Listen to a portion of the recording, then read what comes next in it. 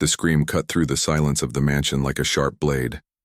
A body fell to the marble floor, the shattered crystal goblet spilling wine like blood. The guests froze, between the glow of the chandeliers and the muffled sound of the orchestra. There, in the heart of wealth, luxury was transformed into a stage for horror, and everyone knew that murder was no accident. Eyes met, full of fear and unspoken secrets. The fortune that had united that family now dripped like poison into every corner of the room. Betrayal for money, they whispered in the corridors before the body even got cold.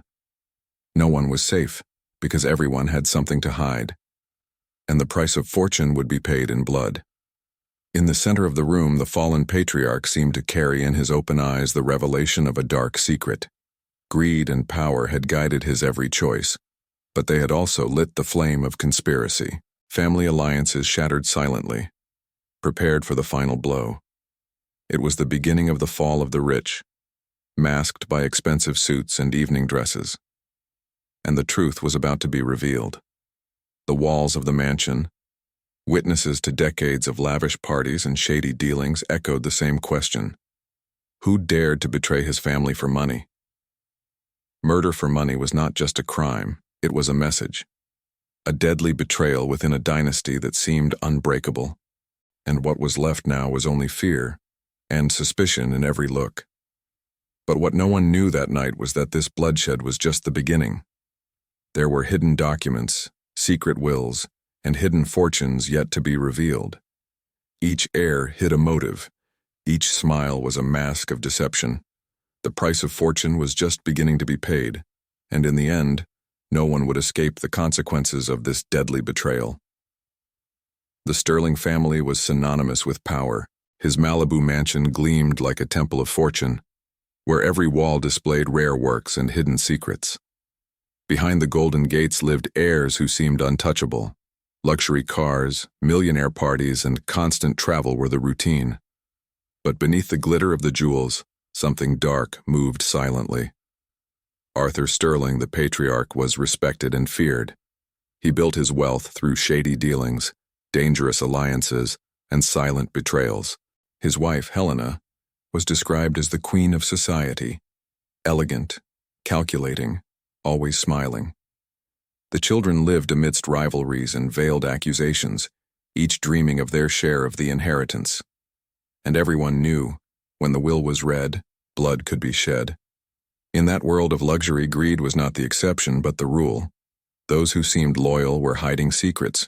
Whoever swore love plotted a conspiracy. Wealth and deceit went hand in hand at every family dinner, and each gesture revealed more than it tried to hide. On the outside, everything was perfect. Newspapers printed photos of the family at glamorous events, as if they were a modern fairy tale. But inside the mansion, cold looks replaced sincere hugs. It was a castle made of glass, ready to shatter at any moment. And in that universe, even love had a price. And the most disturbing thing? This was not the first family destroyed by greed and power. Stories like this are repeated all over the world, always hidden behind millionaire fortunes. Secrets, betrayals, and fatal falls are the true legacy of the rich. And that's just one of them. Sign up and discover other hidden fortunes. Arthur Sterling wasn't born with a silver spoon in his mouth. His father left only debts, and he built his fortune through risky business dealings. However, to the newspapers, he was always presented as an investment genius. Each year, he accumulated more power and fueled his public image. But behind the calculated smile, there were secrets that could destroy everything. Helena, on the other hand, came from a decadent elite family. Raised amidst parties and financial ruin, she learned early on the value of appearance. He met Arthur at a charity auction, where money seemed to buy even morality. Her cold gaze found in him the perfect opportunity for advancement. Marriage would be less about love and more about fortune. The union was announced as a fairy tale. The bride in a luxurious dress, the powerful and charismatic groom. The ceremony cost millions and was broadcast in high society magazines. But many whispered that it was just an arrangement disguised as romance. And these rumors, in time, would prove to be closer to the truth. Arthur saw Helena as a strategic partner. She knew how to move among the elite, keep up appearances, and manipulate alliances. Together, they became the most influential couple on the West Coast. But Helena carried within her a silent ambition, a desire for domination, and in intimacy, signs of coldness began to appear. The children were born like pieces on a board. Each heir was raised with calculated expectations, to obey, to inherit, to expand. But between them, a dangerous rivalry grew, fueled by the example of their parents. Failed fights for recognition were common in the mansion's corridors. Greed seemed to run through the veins of the entire family. Helena observed everything calmly. She never let herself be blinded by passion or a life of luxury. While Arthur boasted about his business, she studied every clause, every figure. He knew that fortune without control was just an illusion, and she was determined to ensure that nothing slipped through her fingers. Arthur had associates, partners, and enemies in equal measure. Many respected him, but even more feared him. Rumors of betrayal for money circulated behind the scenes of their contracts. But in public, he was the picture of success and integrity. And this only strengthened the mask that hid his true face. The Sterling family parties were legendary: illuminated mansion, classical music, endless champagne. Each event was a stage for displaying wealth and power, but also the place where conspiratorial glances discreetly crossed, and where secrets exchanged hands like marked cards. As the years passed, Helena noticed something disturbing. Behind the million-dollar bank accounts, there were illegal businesses. Arthur kept secret safes and documents that he never showed. She knew that if discovered, they could bring down the entire empire. But instead of fearing, she began to plan. Heirs grew up amid privilege, but also distrust. Each believed they deserved more than the other. Disputes over the father's attention and the mother's favors fueled the rivalry. And Helena, silently, watched everything unfold like a game of chess. Little by little, she shaped her own path to victory. On the surface, they were still a perfect family. Wealth, luxury, influence, symbols of an unshakable legacy. But in the shadows, a deadly conspiracy was already taking shape. The price of fortune was about to be exacted, and the deadly betrayal would only be a matter of time. Arthur Sterling expanded his business like an empire on fire. Investments in oil, real estate, and technology have earned him millions. Magazines called him the architect of modern fortune, but each conquest was tainted with secrets and dark alliances. The rise seemed too bright to be cleared. Helena took on the role of perfect hostess. Every party at the mansion became a spectacle of luxury and power. Politicians, celebrities, and businessmen circulated through the golden corridors. Everyone wanted to be close to the Sterling family. But no one realized that, behind the crystal glasses, silent conspiracies were being born. The mansion was not just a house. It was a living symbol. Marble halls reflected the glow of fortune. Libraries hid valuable documents, contracts, and secret wills. Long corridors held whispers of betrayal and greed. Every wall seemed to breathe conspiracies that only grew with time. Arthur boldly multiplied investments. He bought land, bankrupt companies, and turned everything into gold. But for every victory, there was an enemy lurking. Betrayed partners, abandoned partners, and employees mercilessly discarded. Wealth grew, but so did the list of rivals. Helena, a cold observer, took note of everything mentally. I knew that every secret could be a weapon in the future. She didn't fully trust her husband. Little by little, he began to build his own information network. Discreet spies, silent lawyers, employees loyal only to her. The children, now teenagers, also breathed luxury. Sports cars as gifts, trips to exotic destinations, education at millionaire schools. But along with privileges came resentment. The sibling rivalry became sharper every year. At every dinner, the table looked like a war board. Arthur talked about financial achievements, while his children competed for attention. Helena smiled, but watched in silence. She understood that in that family, love was just another currency, and deadly greed already poisoned every relationship. The mansion began to show its other side. Behind the luxurious mirrors, safes hid illegal contracts. In the basement, boxes held gold bars and forged documents. Arthur called it security.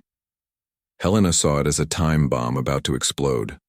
Rumors began to circulate in high society. There was talk of money laundering, corruption, and dirty dealings. Arthur ignored it, stating that envy is the price of fortune. But these rumors left dangerous traces, and Helena, increasingly, saw them as opportunities. One night, during a luxurious cocktail party, Helena heard something disturbing. A drunken partner commented on a secret will, a document capable of completely changing the family's destiny. Helena froze, hiding her surprise behind an elegant smile. At that moment, he decided he needed to find out the truth. Arthur, however, showed no concern. He believed that no one would have the courage to face him. His power seemed absolute, protected by money and influence. But this arrogance would become his greatest weakness, and it would pave the way for deadly betrayal. The relationship between husband and wife became increasingly cold. Arthur treated her as part of the scenery, not as a partner. Helena, wounded in silence, harbored another feeling: revenge. She knew the fortune would not be shared fairly, and he planned the right moment to act. In the corridors of the mansion, servants whispered. Some swore they had seen safes being opened at night. Others spoke of documents burned in a hurry. The atmosphere was one of conspiracy in every corner, and Helena discreetly encouraged these rumors. Arthur continued to celebrate victories in public. Every signed contract was a headline, every deal a spectacle. But behind the mask of success, invisible cracks were growing. Helena saw these fissures as gateways, and he prepared to cross them at the right moment. One dinner in particular was memorable. Arthur announced a new billion-dollar investment, raising his glass of champagne. The children smiled, but Helena kept her eyes fixed on him. She knew that behind that toast, there was a secret. The luxury of the mansion became suffocating. Persian rugs, gilded chandeliers, imported statues, everything glittered. But every object seemed to hide conspiracies. The house, with all its opulence, was a gilded prison, and Helena was already tired of living under that shadow. Greed corroded everyone without exception. Arthur wanted more power, children, more inheritance, Helena, more control, and the price of fortune was about to be revealed.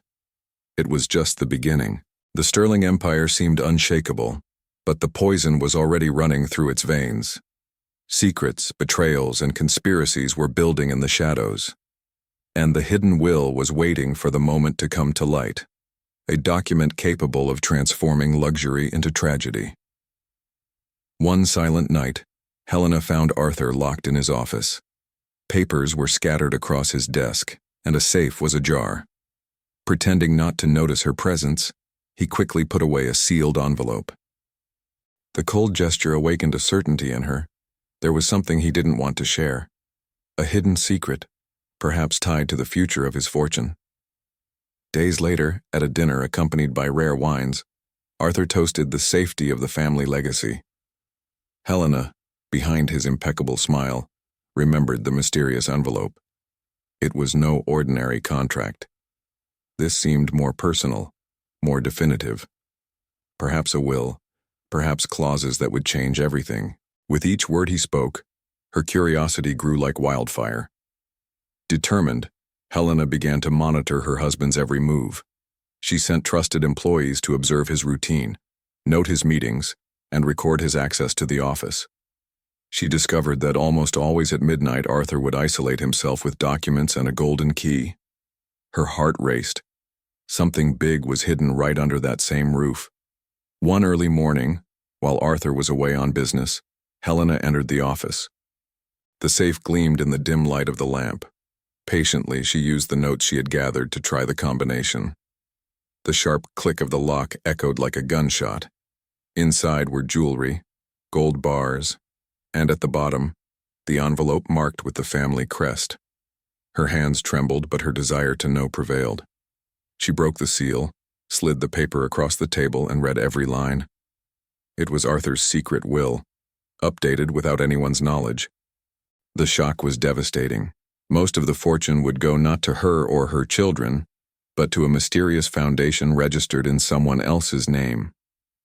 Helena reread the clauses several times, trying to absorb the coldness of that decision. Arthur had planned to protect his public image with a foundation, leaving his own family aside. It was betrayal for money disguised as philanthropy. Her blood boiled, and in that moment, her view of her husband changed forever. She imagined her children discovering they would inherit almost nothing. How would they react to the fall of the rich, seeing their empire dissolve before their eyes?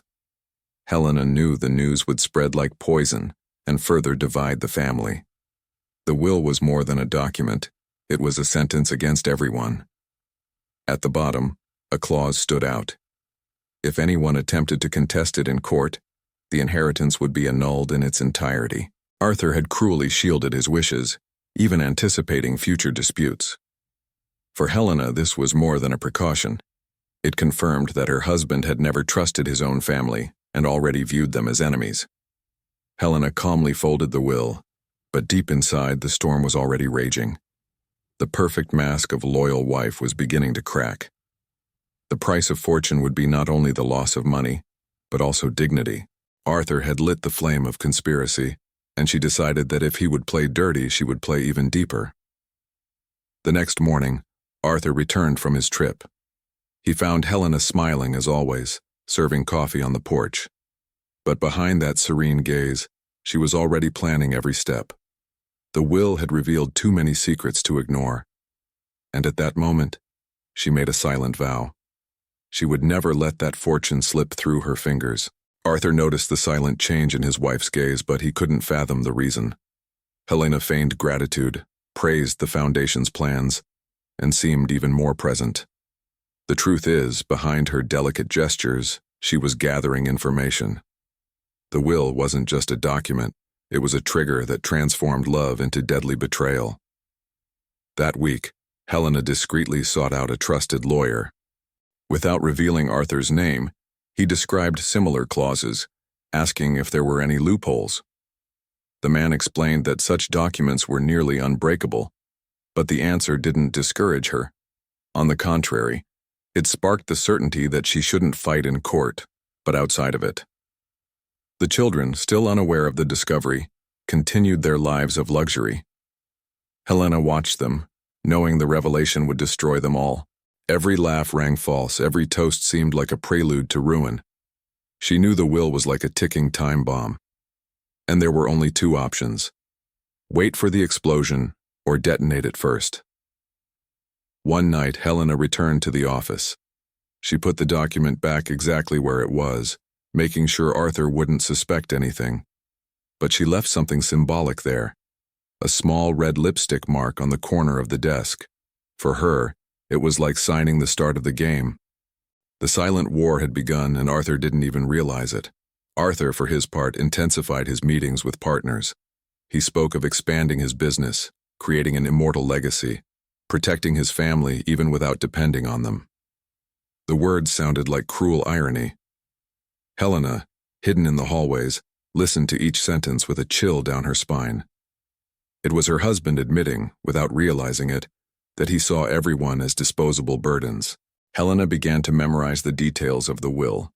The mysterious foundation bore the name of a shell company. She discreetly researched it and discovered that it existed in tax havens, linked to foreign lawyers. It wasn't a charity, but a shield to hide billions in assets.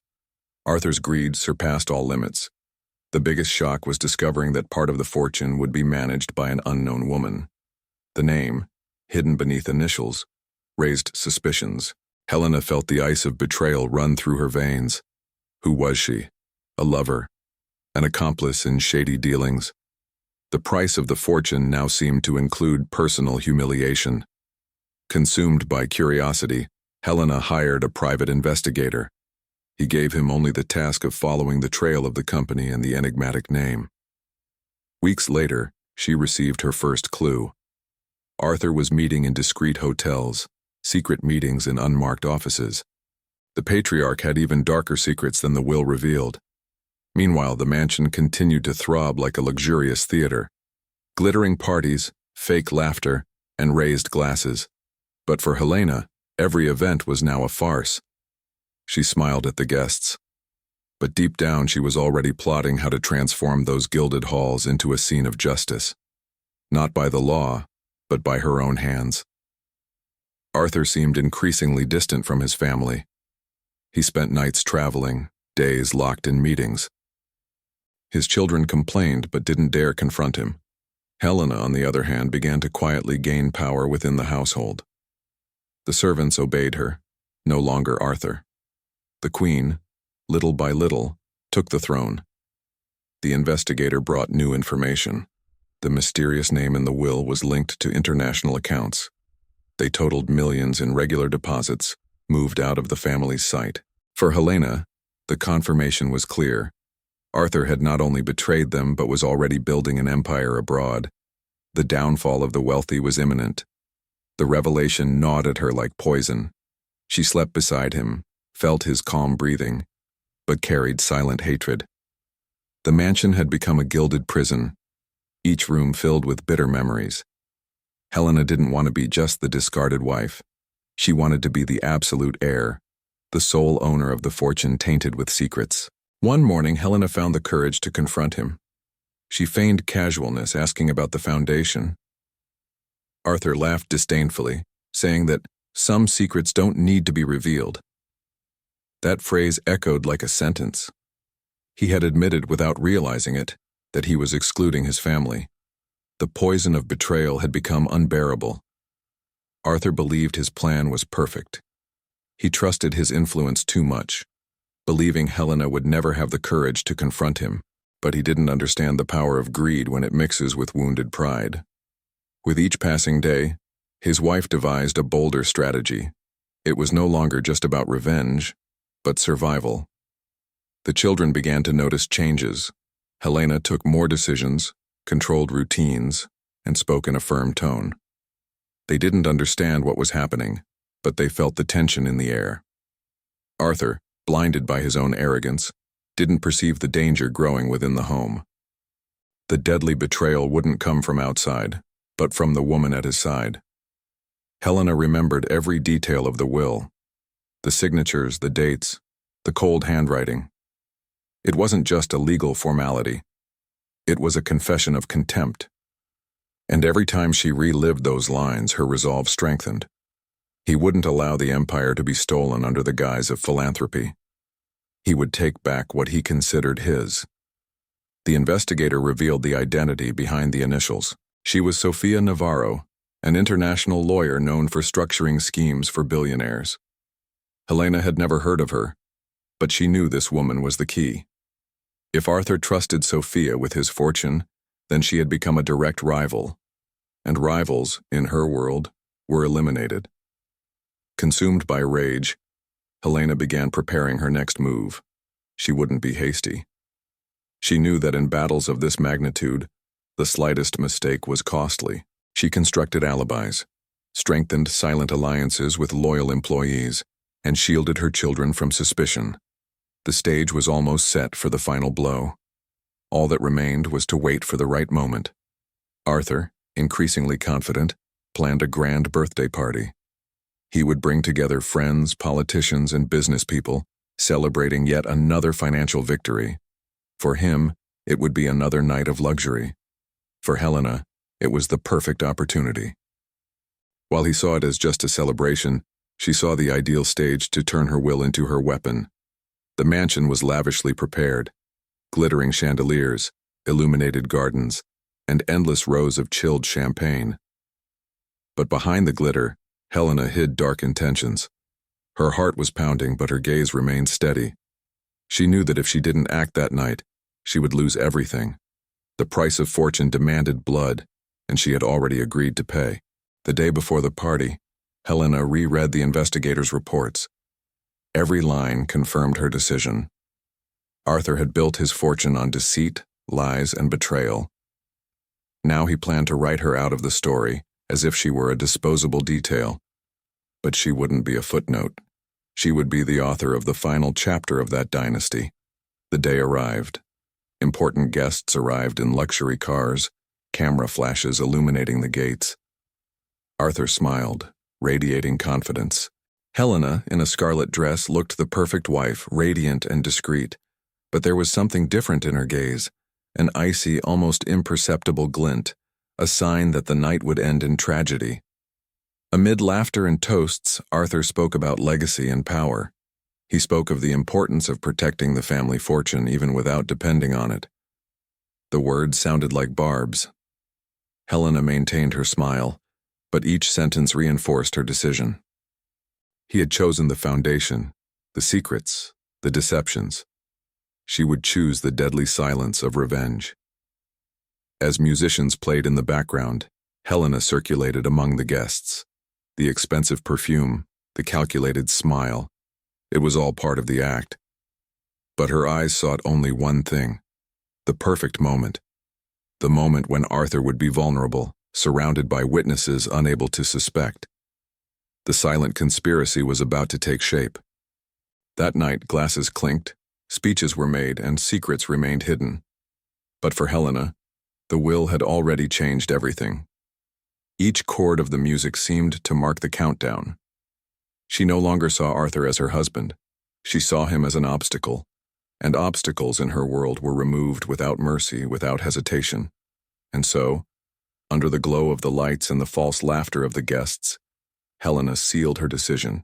The secret will would never be revealed to the world because she would bury it alongside Arthur. The fortune, the power, the secrets, all would pass through her hands, and what had begun as paper and ink would end in blood. After the party, Helena was no longer the same. The secret will burned in her mind like an invisible scar. She slept beside Arthur, but his every breath sounded like an insult. The night's silence had become deafening. Conspiracy was born in every thought, in every look she hid from her children and loyal servants. Helena began discreetly meeting with the investigator. She asked for copies of documents, travel records, and information about Arthur's associates. She didn't just want to destroy her husband, she wanted to unmask him. The betrayal for money wouldn't be avenged in court, but in the hearts of her own family. And the more she discovered, the colder her gaze became. The investigator described connections between Arthur and companies linked to international corruption. Millions embezzled, contracts falsified, sums hidden in confidential accounts. Helena understood that her husband was not only ambitious, but a criminal. And if the world found out, the empire would crumble. Perhaps this was the most powerful weapon she had in her hands. Every detail emerging from the reports was like a chess piece. Helena pieced together the moves in her mind. She needed to act without leaving a trace, so that everyone would believe the official version. The murder for money had to appear accidental, inevitable fate. The game of appearances would be as deadly as the planned poison. In the mansion's main hall, the chandeliers shone like stars. But Helena no longer viewed them with fascination. They were merely spotlights in a macabre play she would soon stage. The house, once a symbol of wealth and power, was now a silent accomplice. Every hallway seemed to echo, "Are you ready to pay the price of fortune?" She began manipulating employees. A comment here, an order there. Little by little, she earned exclusive loyalties. She created a closed circle of trust, invisible to Arthur. These accomplices didn't know what was at stake, but they obeyed blindly. Helena had transformed fear into loyalty, and the conspiracy grew silently. Arthur, oblivious, continued his luxurious routines. Meetings at hotels, dinners with politicians, speeches on philanthropy. Helena smiled as she accompanied him, but inside she catalogued every detail. The deadly betrayal would not happen in absolute secrecy. She wanted it to be a flawless coup, a theater so well staged that no one would dare suspect. As time passed, Helena grew closer to her children. She didn't mention the will, but she hinted at suspicions. "Your father keeps secrets," she would say in small talk. She planted doubts like poisonous seeds, knowing they would germinate. When tragedy struck, the family itself would become an indirect accomplice, shaped by resentment and rivalry. The nights grew long. Helena walked alone through the mansion's corridors, listening to the echo of her footsteps. She held a notebook in her hands where she wrote plans, routines, schedules. Poison would be the solution, she told herself. Clean, silent, untraceable. Arthur's death would be a work of art disguised as destiny. The investigator brought her even more shocking information. Arthur had created million-dollar life insurance policies, whose beneficiaries did not include his family. Helena felt her blood run cold. Her husband was not only excluding them from the future, but also erasing them from the present. This was mortal betrayal at its cruelest, and she would not forgive. Determined, Helena contacted a chemist through intermediaries. She requested a rare, discreet substance capable of mimicking a heart attack. She paid in cash, leaving no trace. The vial arrived in trembling hands, tucked inside a plain box. She stared at it as if facing an inevitable fate. It was the point of no return. Meanwhile, Arthur seemed even more arrogant. During family gatherings, he spoke of the mysterious foundation as if it were the work of his genius. Helena feigned admiration, but every word was a blow. The man before her was no longer her husband but an enemy, and the glass he would soon raise would also be his sentence. The conspiracy grew stronger. Helena created possible scenarios, mentally rehearsing every reaction. She thought about the funeral, the fake tears, the speeches about longing. Every detail needed to be impeccable, because one slip-up could cost her her freedom. She was playing chess against fate, and the piece she was moving was now irreversible. Arthur continued to trust blindly. He called Helena my eternal partner, unaware that she had already condemned him. The irony was bitter. He had excluded her from his will, yet given her the central role in his life. It was like giving the key to his own safe to someone who had already planned to break it in. The price of fortune would be death. Helena also needed to think about her children. If she failed, they would suffer the consequences. But in her twisted mind, she believed she was acting for them. That destroying Arthur was the only way to recover the stolen inheritance. Murder for money was no longer just revenge.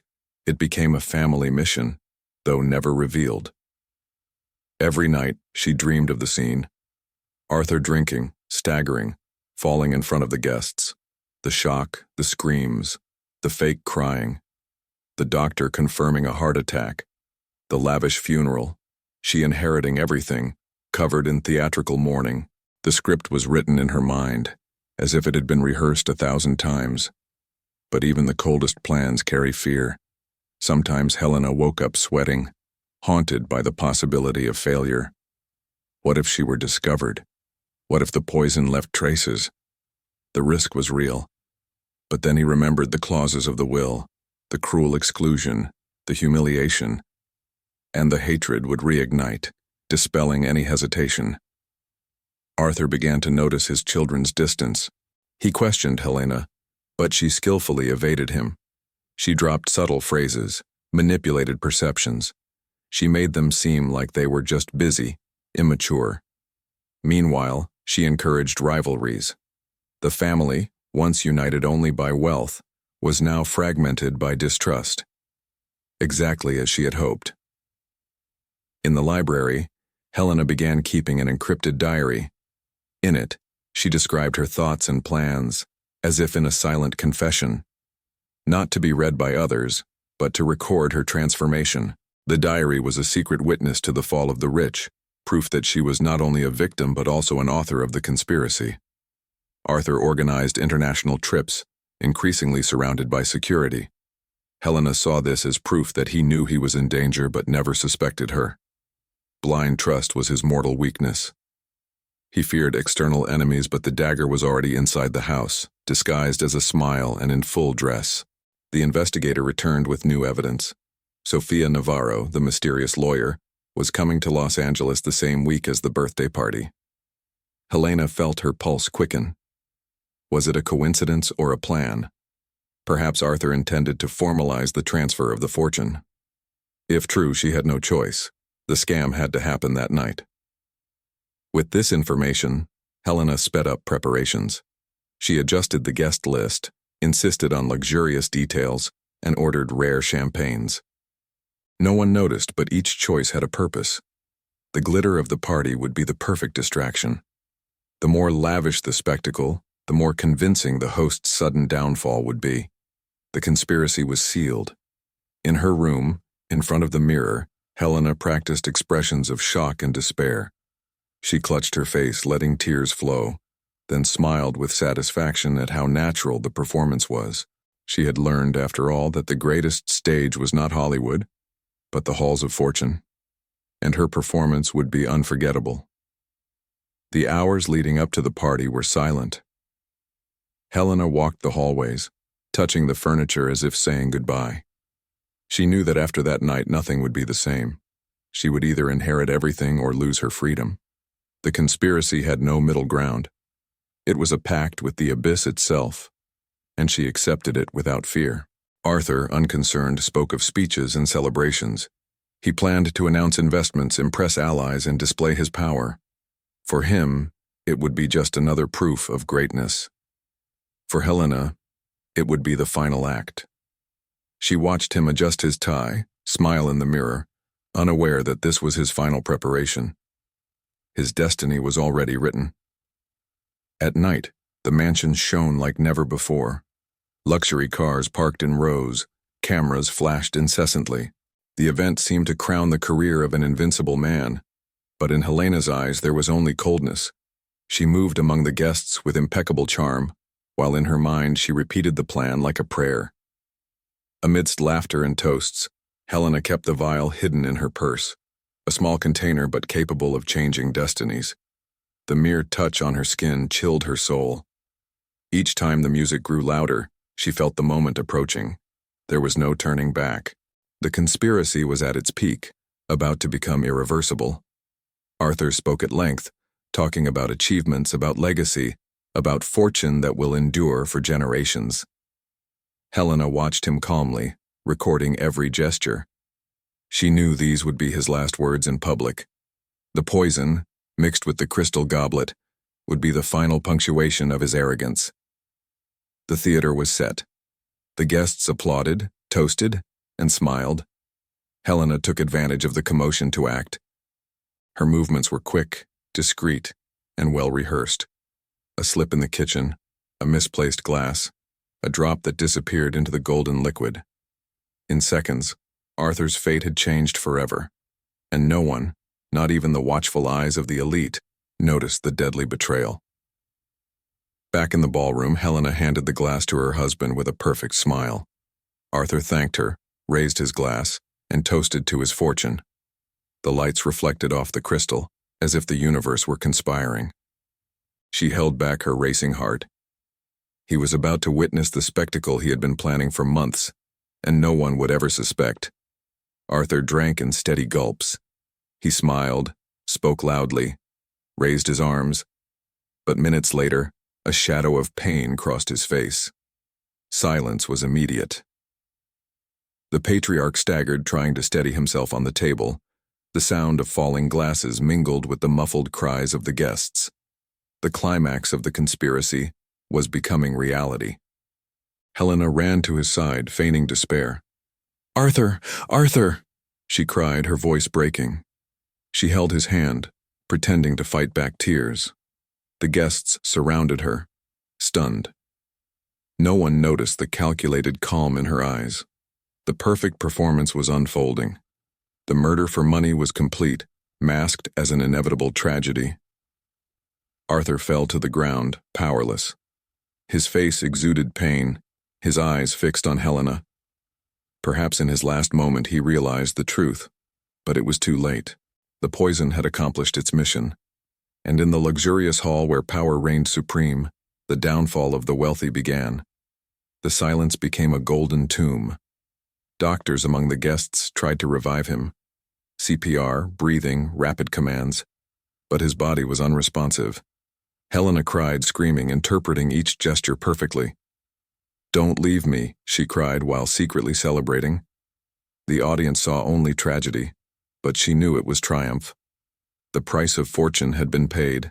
The police were called, took statements, and briefly examined the body. Preliminary conclusion: heart attack. Nothing suspicious. Helena feigned surprise, pretended not to understand.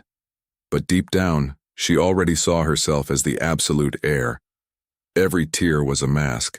Every gesture was part of a spectacle so well staged that it even deceived her own pain. As the body was carried away, Helena watched the guests murmur. Many spoke of the cruelty of fate, the fragility of life, but she knew the truth. Fate had nothing to do with it. It had been a calculated conspiracy, a deadly betrayal executed with precision.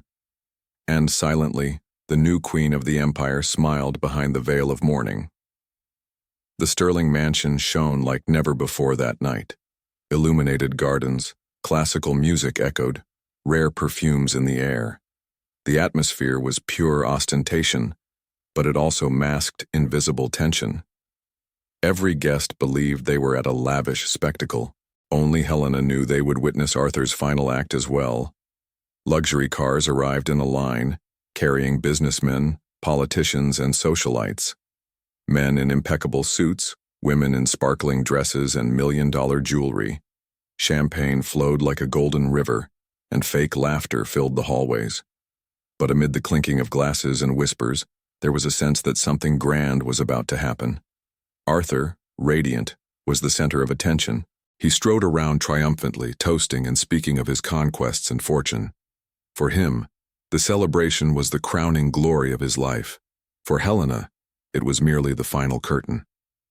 The patriarch failed to realize that each step he took brought him closer to the destiny written by his own arrogance.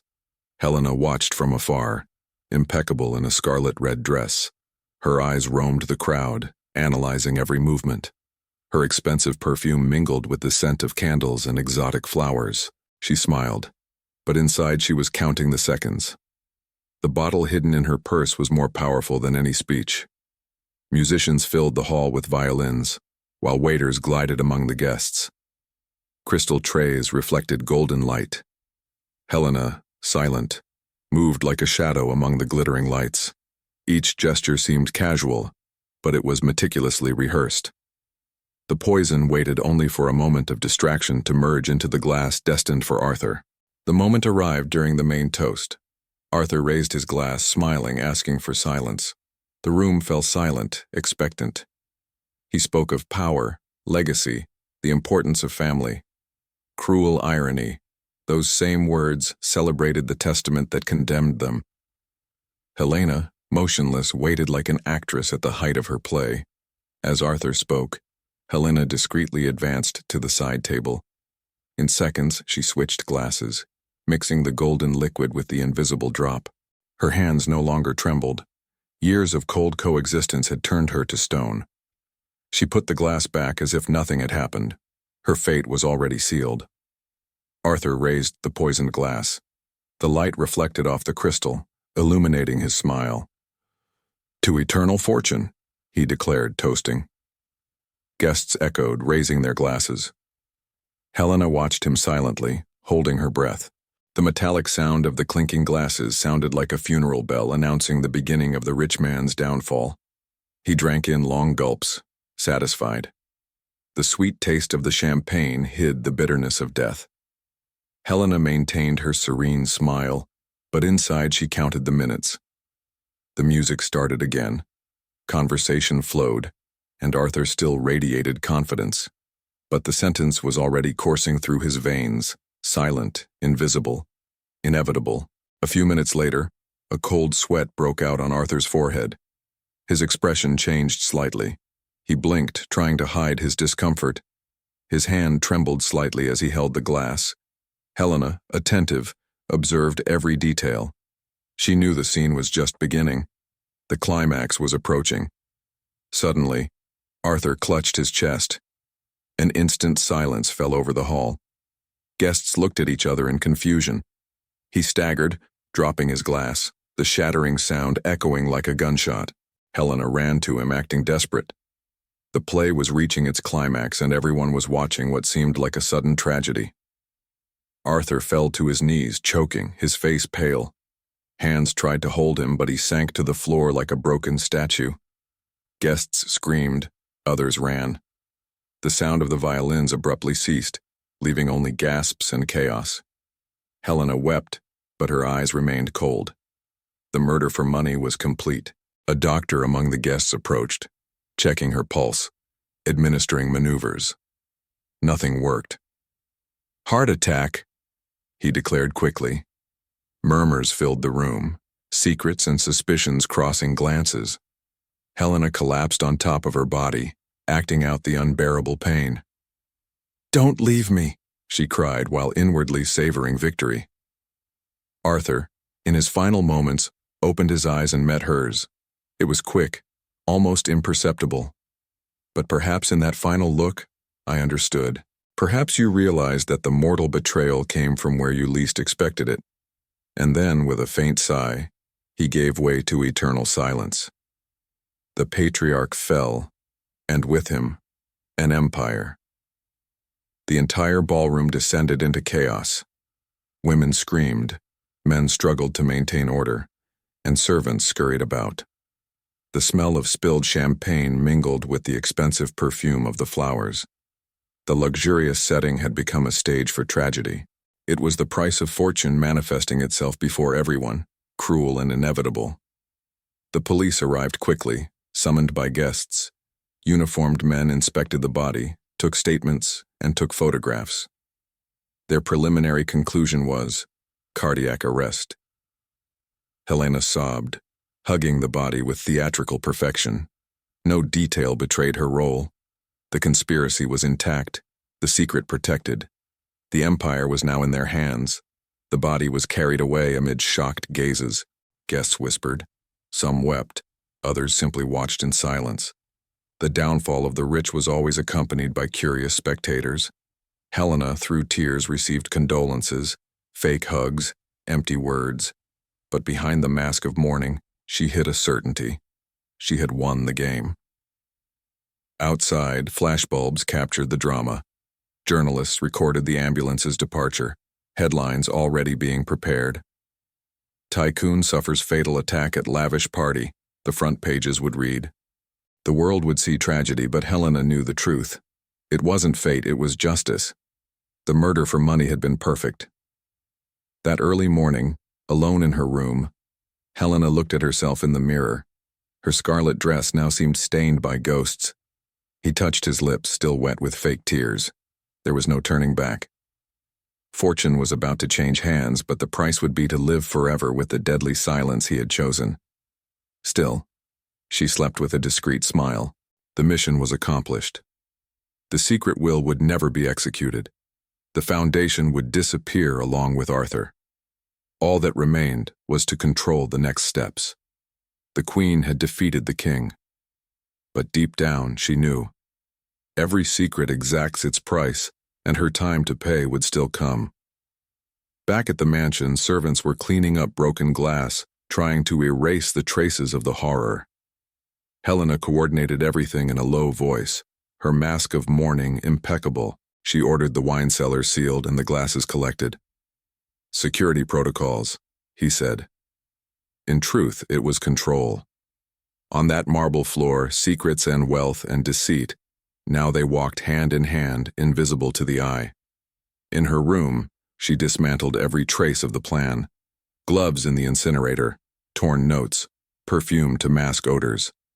She stood still for seconds, feeling the weight of the act. Price of fortune had a metallic taste, and the murder for money throbbed like a hidden wound. With a cold sigh, he locked his empty purse. And he swore never to speak of the drop that had changed his destiny. The children arrived dazed, demanding answers. Helena welcomed them with measured affection, repeating that Arthur had worked too hard and ignored signs of exhaustion. She spoke of pressures, contracts, travel, planting the idea that greed and power consuming the patriarch. She cried along, enough to convince. Their pain protected her version too. The next morning, Sofia Navarro appeared at the gate, discreetly behind dark glasses. She feigned solidarity, but the coldness of her handshake betrayed another agenda. Helena led her to the smaller room, where the scent of freshly exchanged flowers dominated. Between polite exchanges, they measured strength in silence. There were secrets too, many at that table to fit in condolences. Police officers returned for a follow-up report. The lead detective, his eyes alert, circled the room as if sniffing out contradictions. Helena kept her answers short and precise, reinforcing the times and witnesses. The family's impeccable lawyers crafted every sentence. There are 2 rich people left, wouldn't come today, she thought. Not while her script was perfect. They suggested a full autopsy. Helena agreed, as long as a family doctor monitored the process. Respect for tradition, she said. In reality, it was surveillance. When the authority hesitated, she offered transparency, donations, and full access. Wealth and deceit doors rarely slam. They swing open when morning wears silk and speaks softly. The press set up camp on the sidewalk. Cameras, microphones, drones. Headlines extolled the financial titan, and the video of the collapse played on a silent loop. Helena briefly appeared, thanked people for their prayers, and promised to honor his legacy. Within minutes, the official storyline was set. Betrayal for money? No one would dare suggest it. Not yet.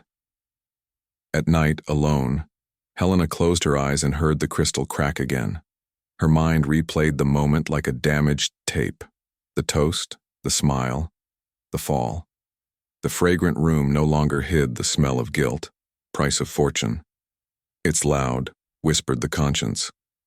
But the silence answered louder. You paid, and bought the future. In the safe, she reorganized her life. She removed folders, scanned contracts, and photographed signatures. Will's secret, now useless, was slipped into a dark envelope and hidden behind tapestries. Passwords, keys, access, all under his control. The fortune changed hands without fanfare. The final sentence had already been signed in the hall in front of everyone. In the early hours of the morning, a message from Sophia. We need to align the Foundation's procedures. Arthur left instructions. Helena replied elegantly. After the funeral. She didn't deny it, she didn't accept it. She bought herself time. Behind the cold words, a certainty throbbed. Sophia was keeping secrets, and any of them could tear the perfectly sewn veil. Rumors arose among the employees. One waitress swore she'd seen glasses switched. Another said Arthur had whispered something about new clauses. Helena saw the loose end and acted quickly. Generous bonuses, extended time off, reassignments. Where there was doubt, she sowed gratitude. Where there was deadly betrayal and potential, planted purchased loyalty. Funeral preparations began. Marble, wreaths, string quartets, a list of dignitaries. Helen demanded perfection. The spectacle of the farewell needed to dazzle the audience with pomp. Tears, speeches, candles, a liturgy to bury suspicions. Under tones of mourning, murder for money would sound like a malicious legend, not a serious hypothesis. The lawyer read provisional measures, preserved accounts, interim board, emergency powers of attorney. Helena listened with her chin held high, paying attention to every comma. Her children, stunned, vied for attention even at the wake. Greed and power continued to rule the living. She took advantage of the emotional chaos to consolidate her rule without appearing tyrannical. Just before the funeral, the detective called. Expanded toxicology. Just for protocol. Helena's voice trailed off, indignant, then relented. Of course, do everything. As she ended the call, she looked out the window. The press was waiting for a gesture. She nodded with restrained grief. Let us grieve, she whispered. If there was a risk, it was minimal. The script was following. In the mirror, the widow rehearsed her new persona. Sober, resilient, undeniable. Behind her, a table laden with documents awaited her signature. Wealth and deceit were now tools, not threats. The encrypted diary was kept in a false bottom. The memory was locked away. One truth remained. Betrayal had won, for now. As night fell, the mansion fell silent. Outside, the city returned to its normal routine. Inside, power had changed hands. Helena walked down the hallway as if visiting a luxurious mausoleum. There are 2 rich people left, had begun with a toast. The rest would come with the reading of the legacy. And in the distance, footsteps approached. the immediate consequences knocked on the door. News of Arthur's death spread like wildfire. Newspapers ran headlines about the tycoon who had fallen in the midst of a celebration. TV channels broadcast images of the collapse, replayed in slow motion. For the public, it was a sudden tragedy. For Helena, it was a calculated victory. The spectacle of fortune was now a national mourning. The mansion was filled with wreaths and cameras. Guests returned with solemn expressions bringing condolences. Helena greeted them in impeccable black, her tears carefully measured. The performance was perfect, a devastated but steadfast widow. Deep down, she calculated every detail. Her husband's death needed to be remembered as fate, never as conspiracy. The funeral was grand. The coffin, draped in gold cloth, rested beneath illuminated stained glass windows. String quartets played mournful melodies while political leaders delivered speeches. Helena wept in public, but her hands held her children tightly. This staged grief was also a social contract. No one would dare doubt the official narrative. When the coffin was sealed, Helena felt a wave of cold triumph. It wasn't relief, but confirmation. The plan had worked. The fortune was now within her reach, the secrets protected. But something inside her whispered, "Nothing stays buried forever." The price of fortune isn't paid with fake tears alone. The children argued quietly at the graveside. One wanted greater control over companies, another talked about liquidating assets. Rivalries surfaced even as they said goodbye. Helena, watching, smiled bitterly. It was proof that greed and power continued to divide the family. Arthur's death hadn't ended the game, it had merely changed the pieces. The police maintained a discreet but attentive presence. 2 detectives circulated, taking notes, talking to guests. For Helena, every look was a threat, but they found nothing suspicious. The initial report still indicated a heart attack. Even so, the word toxicology hovered in her mind like an insistent shadow. Fear, though hidden, was already brewing. After the ceremony, Helena returned to the mansion. A heavy silence replaced the din of the funeral. In the hallways, family portraits watched her. The house, once a gilded prison, was now a throne, but it also seemed haunted. In every corner, memories of her husband seemed to whisper, "What if someone discovered the truth?" The specter of guilt already loomed large. In the main room, lawyers organized the reading of the official will, not the secret one, but the known version. Helena listened attentively as millions of dollars were distributed. Most of it went to her and her children. The envious looks from distant relatives confirmed her triumph. But inside the safe still slumbered the document that could destroy everything. The reading ended, and everyone applauded discreetly, as if applauding the justice of the law. Helena smiled with the serenity of a victor. But inside, she remembered the cold signature at the bottom of the secret will. It still existed, hidden. What if someone found it? Secret it was his weapon, but also his curse. That night, the children discussed inheritance loudly. Helena interrupted them, stating that preserving the legacy was the priority. They didn't realize they were being manipulated. Their mother wasn't just seeking unity, she was seeking control. Price of fortune, it wasn't just money but submission, and she was already shaping them mercilessly. Newspapers extolled Helena as an example of dignity. The widow who held her head high, they'd write. Photos of her in elegant black dominated front pages. The public narrative was flawless. But privately, she looked in the mirror and saw a different image. The woman who had murdered for money and prevailed. Her victory was invisible, but it consumed her soul. The police returned days later, requesting additional interviews. Helena greeted them in her office, her gaze cold. She answered clearly and offered documents. They seemed satisfied. But before leaving, a detective commented, "Sometimes the greatest fortunes hide the greatest secrets." The sentence sounded like a veiled threat. Her heart froze for a second. Sofia Navarro reappeared, demanding a private meeting. Helena greeted her politely but firmly. The lawyer mentioned clauses that needed to be discussed. Helena deflected, claiming that grief made everything premature. But Sofia's eyes were sharp blades. There was an inevitable confrontation. The secret will had not yet spoken its final word. Meanwhile, rumors spread. Columnists spoke of internal tensions within the family, of rival heirs. Some even whispered about Arthur's shady dealings. Helena controlled the stories, called journalists, and bought silence. It was a power play. But she knew. The more you try to bury the truth, the more it insists on emerging. The nights became unbearable. Helena dreamed of breaking glasses, of Arthur's gaze at the last moment. With each awakening, she felt the weight of the conspiracy. Murder for money had given him everything, but had also taken away his peace. Money couldn't buy silence of conscience. The luxurious mansion echoed with invisible screams. Still, she was in control. Employees followed orders without question. Lawyers worked under her direction. Her children were divided over trivial disputes. The widow was absolute queen, but every queen carries hidden enemies. Helena knew that every glance could be a suspicion, every innocent question a trap. The throne was unstable. The vaults were reopened under the supervision of lawyers.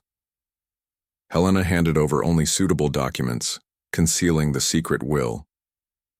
She tucked it away behind tapestries like a silent shadow. It was her guiding light and at the same time, her greatest fear. She knew that a piece of paper could destroy empires faster than the poison she had used. The mysterious foundation was temporarily suspended. Without Arthur, there were no clear records of its continuity. Helena dismissed it as an irrelevant detail, but Sophia insisted. The lawyer pressed, wanting to follow instructions.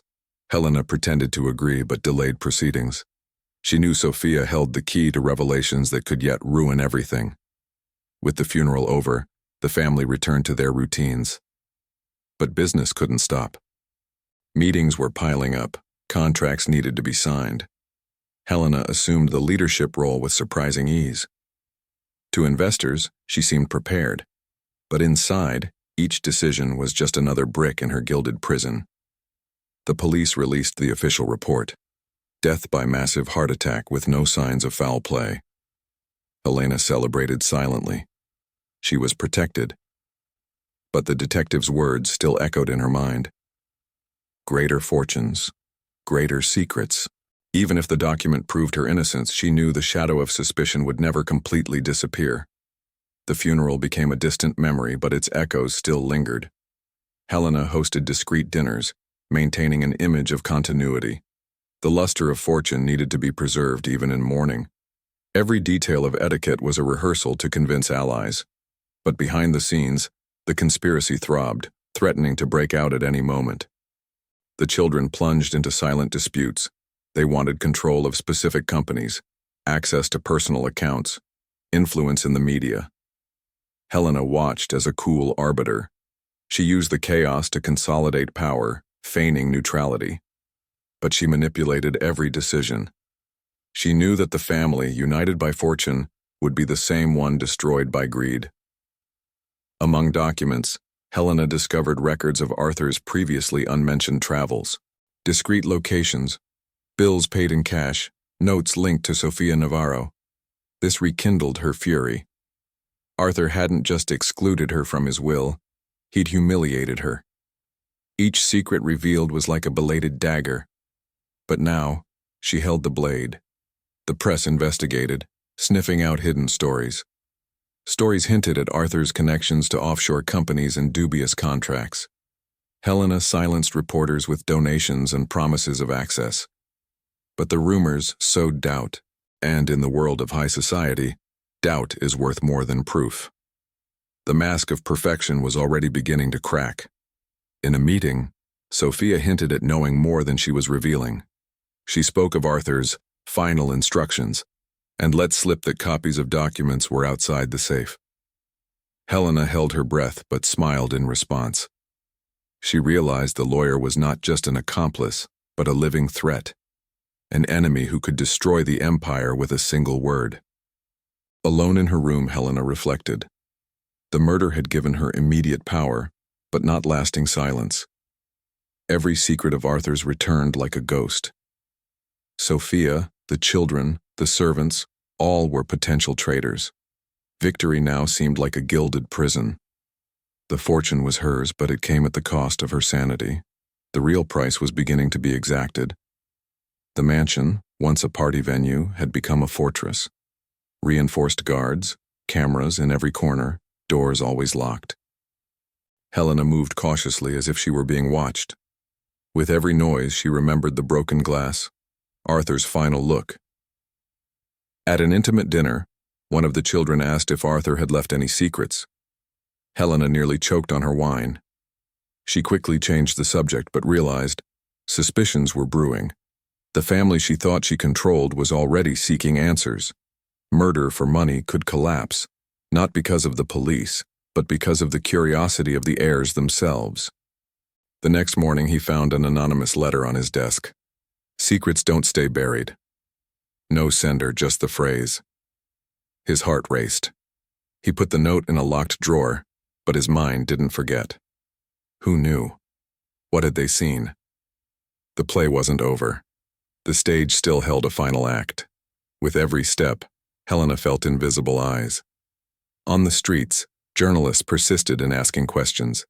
In the mansion's corridors, servants whispered. At dinner parties, allies measured their words. The conquered throne seemed surrounded by traps. Would she win once again? Or would the poison itself return to exact its price? The suspense was inevitable. Despite the tension, Helena maintained an impeccable facade. She appeared at social events, speaking of honoring the legacy and keeping the empire solid. Her public image was one of admirable strength, but every applause rang hollow. She knew that behind the smiles lay unasked questions, and questions were more dangerous than accusations. The police officially closed the case, filing it as a natural death. Helena toasted alone that night. She raised a glass of champagne and smiled, remembering the taste of victory. But when the drink touched her lips, nausea overcame her. The crystal felt poisoned. The past hadn't died. It had merely changed faces. Helena took refuge in her office, poring over papers for hours. The secret will remain hidden like a coiled snake ready to strike. She considered destroying it, but something held her back. It was both a weapon and a threat. Without it, she would have no proof of Arthur's betrayal. With it, she risked ruin. It was a hopeless dilemma. The children began to distrust their mother. They noticed unilateral decisions and silent financial movements. The rivalry between them intensified, and Helena could no longer manipulate them so easily. The empire was cracking from within. Greed and power that had destroyed Arthur now threatened to consume them all, including her. Sofia Navarro reappeared once more, this time with a menacing smile. She said she kept copies in a safe place and that Arthur had trusted her until the end. Helena realized the lawyer wasn't negotiating, she was blackmailing. The game had changed. Now it wasn't just mourning and control. It was a silent war, and the fall was near. And so amidst the wilted funeral flowers and still hot inheritance contracts, Helena realized nothing was over. Price of fortune. It wasn't just blood. It was paranoia, distrust, and the certainty that secrets always emerge. The heart attack had been the official version. The truth? That was still waiting for its moment to explode. The mansion was silent, but not peaceful. Every hallway, once a stage for parties and fake laughter, now echoed with solitary footsteps. Helena felt watched by invisible eyes, as if the walls held living memories. Her acquired fortune seemed to weigh heavily on her shoulders, transforming luxury into golden handcuffs. She slept on silk sheets, but woke bathed in sweat. Dreams of Arthur, of his downfall, haunted her like incessant shadows.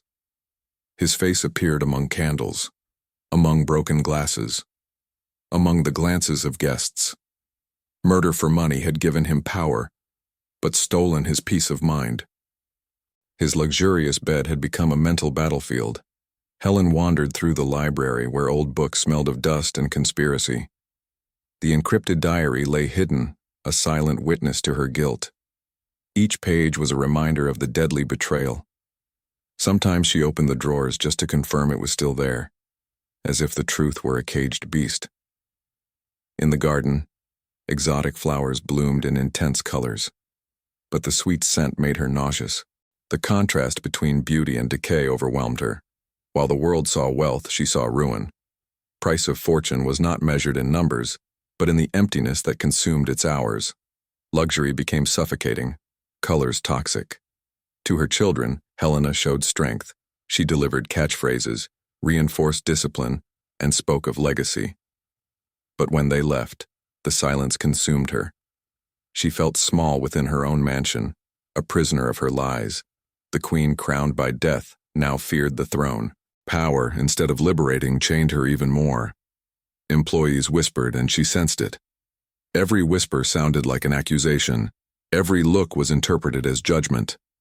No one had ever confronted her, but paranoia gnawed at her. Secret of the poison seemed to be engraved on his skin. When he passed crystal glasses, he remembered the invisible drop that had changed destinies forever. The meals were luxurious but tasteless. Helena looked at the expensive dishes and remembered the poisoned glass. She felt as if any food could lead her to the same fate. The luxury of the banquet didn't nourish her. It only reminded her of the conspiracy. It was a cruel irony. Surrounded by abundance, she starved for peace. The mansion was a banquet of emptiness. In the music room, the echoes of violins from that fateful night seemed to return. The piano played, but every note sounded like a lament. The melody transformed into a memory of the toast, the clinking of glasses. Music, once a symbol of refinement, was now torture. The past seeped into every sound, like poison seeping into the veins of memory. The hallways were lined with portraits of Arthur, painted gazes, smiles of oil and paint. Helena covered them with cloths, but still felt their presence. She dreamed of the paintings moving, of eyes following her. The empire of wealth and deceit continued to haunt her. Victory had become a permanent visual curse. Sofia Navarro continued to haunt her like a living ghost.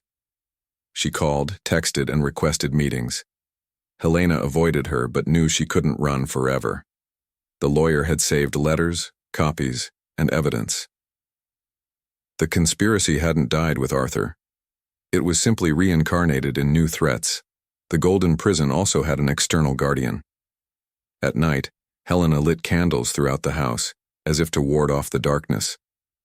But the shadows danced on the walls, forming silhouettes of her fallen husband. She found herself talking to herself, mumbling excuses, rehearsing justifications. There was no audience, but there was a judge, her own conscience.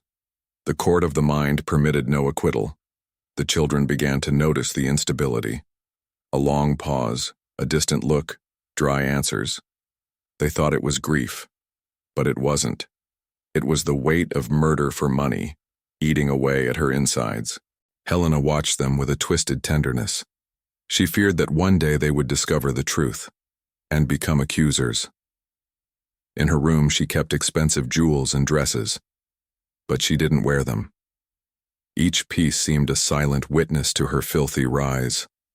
The emeralds reflected not glitter but blood. The gold wasn't gold but shackles. A queen's closet had become a luxurious cell. The gilded prison had not bars, but display cases. Business meetings suffocated her. Every contract, every figure rang hollow. Investors praised her, but the words passed through like lifeless echoes. Corporate power was merely an extension of lies. The empire stood, but soulless. Helena smiled, but the smile no longer convinced even herself. Time passed slowly like sand in a broken hourglass. Helena counted the days, not out of routine, but out of survival. She wondered, when will they find out? When will someone put the pieces together? Secret was protected, but his mind insisted on revealing itself. Silence was a prison, and every minute was torture disguised as eternity. The servants began to avoid her. Her orders were followed, but without eye contact. It was as if everyone sensed something. Helena felt an even deeper sense of loneliness. The mansion, packed with people, seemed deserted. The throne she had conquered was empty of affection. Absolute power proved to be a lonely condemnation. In the mirror, Helena barely recognized herself. Sunken eyes, dark circles, a broken smile. The woman who had engineered her death was now a shadow. Her beauty, sustained by luxury, couldn't withstand the weight of guilt. Deadly betrayal left an invisible scar. She lived, but she did not live. She reigned, but she did not reign. The golden prison consumed her, and so, amidst untouched cups and silent corridors, Helena understood. She had not won. She had merely exchanged her external enemy for an internal enemy. Fortune had not freed her. It had chained her. Price of fortune was to live trapped in crime. The Sterling Palace was now a living tomb, and the queen was a prisoner of her own throne. The anonymous note wasn't the last. Days later, an envelope arrived with no return address. Inside, a copy of a clause from the secret will. Helena felt her heart race. Someone knew. Someone was watching her. She put the paper in a locked drawer, but she began to hear non-existent footsteps at night. The golden prison was becoming a stage for paranoia. A week later, Sofia Navarro appeared with a triumphant look. "Arthur trusted me," she said, handing over another document. "He left duplicate records." Helena tried to hide her panic. She feigned calm, but she knew. The lawyer had enough evidence to bring down the empire. Secret that he thought buried now appeared as an inevitable specter. Helena tried to negotiate. She offered figures, properties, silence. But Sofia smiled contemptuously. "I don't want your money. I want the truth." It was like a surefire hit. For the first time, Helena realized she didn't control the game. Deadly betrayal that had been devised had left her vulnerable. Now the poison was not in the cup, but in enemy hands. A few days later, a family lawyer summoned her. Arthur's diary had been found in an off-site bank safe. In it, he described Helena's fears, suspicions, and even distrust. The words weren't direct evidence, but they cast sufficient doubt. Price of fortune began to show itself in courtrooms, not just in mansion hallways. Her children, previously manipulated, confronted her. They asked about the will, about the secrets. Helena denied it, but her voice trembled. They looked at each other, and in that look was silent condemnation. The glass castle was beginning to crack. The absolute power she had won with blood now slipped through her fingers, invisible and implacable. The police reopened the investigation, pressured by media rumors and outside attorneys. Additional toxicology tests were ordered. Helena tried to appear calm, but each new visit from detectives eroded her mask. Murder for money, what seemed perfect now, threatened to emerge as official truth. The crime scene never forgets. In the improvised court of public opinion, she was already guilty. Headlines hinted at conspiracy, interviews leaked details, employees spoke in whispers. The perfect widow became the protagonist of a tragedy of ambition. The high society spectacle was now all about her. There are 2 rich people left, and the audience watched with morbid fascination. In the living room alone, Helena received a final letter. "Poison speaks louder than grief," it read. Unsigned. Her hand trembled. She remembered the glass, Arthur's final look, the fake tears. The mask she had maintained for months was about to crumble. There was no way to bury secrets forever. The physical arrest came on a rainy morning. Police officers knocked on the door, cold and impersonal. Lawyers protested, but Helena was led away handcuffed, amid flashes and cameras. The luxury of the mansion was now the scene of public humiliation. Deadly betrayal was no longer a whisper, but a screaming headline. The Sterling Empire was falling before the eyes of the world. In court, the trial was a media spectacle. Evidence, witnesses, rumors, everything jumbled together. Helena, serene in the dock, remembered the fatal night. The toast, the poison, the fake applause. Now, every detail returned as an accusation. Wealth and deceit had given him power, but now they demanded final payment. The sentence was read solemnly. Guilty. The hall erupted in murmurs. Cameras captured cold tears. Helena closed her eyes, accepting her fate. Price of fortune. It wasn't just blood spilled, but also ruin itself. The golden castle was crumbling. and the woman who killed for money now paid with her freedom and her soul.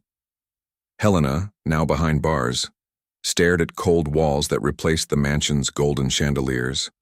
The silence of the cell was heavy, but lighter than her conscience. She discovered too late that the fortune was not an inheritance, but a trap. Greed and power that moved her had become invisible chains that destroyed her freedom. The Sterling name, once synonymous with glory, became synonymous with scandal. Newspapers chronicled her downfall. Magazines explored every detail. The world watched not the queen of society, but the woman who gave in to deadly betrayal. The moral was clear. Fortune conquers multitudes, but truth always waits for the right moment to emerge. In the emptiness of the cell, Helena remembered every step. The smile in public, the poisoned glass, Arthur's gaze. Everything seemed distant, but the consequences were eternal. Murder for money had secured momentary control, but had cost her soul. And as she reflected, she realized that the victory had not been hers, but the truth's. Thus ended the saga of a family that exchanged love for numbers. Fortune promised security, but delivered ruin. The moral was clear. Where there is wealth and deceit, there is also destruction. The price of fortune will always be paid sooner or later. And Helena discovered that no mansion is big enough to hide the guilt. Stories like Helena's aren't just fiction. At every corner of power, secrets, betrayals, and conspiracies await the emergence. The downfall of the rich doesn't happen by chance, but by the sum of greed and power. And you, how far would you go for a fortune? The thought is inevitable. Any price paid for money is too high. If this story caught your attention, know that there are many others. Families who betrayed, heirs who destroyed each other, secrets that cost lives. The Hidden Fortunes channel exists to reveal these stories. These aren't just stories. They're warnings, because the line between fortune and tragedy is thinner than you might think. Subscribe to watch each new episode. Activate the bell, like this video, and share it. The more secrets you uncover, the more you'll realize that real life is a stage for conspiracies, and only those who pay attention see what's hidden behind the gilded curtain of wealth. Are you ready for the next one? Leave a comment. What would you do in Helena's place? Would you choose loyalty or power? That's the question that divides destinies. In the end, the moral always resonates. The price of fortune is too high, and we will continue here, revealing every fall, every betrayal, and every secret that the powerful try to hide.